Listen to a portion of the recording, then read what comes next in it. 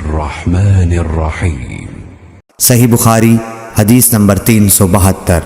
عروہ بن زبیر نے خبر دی کہ حضرت عائشہ رضی اللہ عنہا نے فرمایا کہ نبی صلی اللہ علیہ وسلم فجر کی نماز پڑھتے اور آپ صلی اللہ علیہ وسلم کے ساتھ نماز میں کئی مسلمان عورتیں اپنی چادریں اوڑھے ہوئے شریک نماز ہوتیں، پھر اپنے گھروں کو واپس چلی جاتی تھیں۔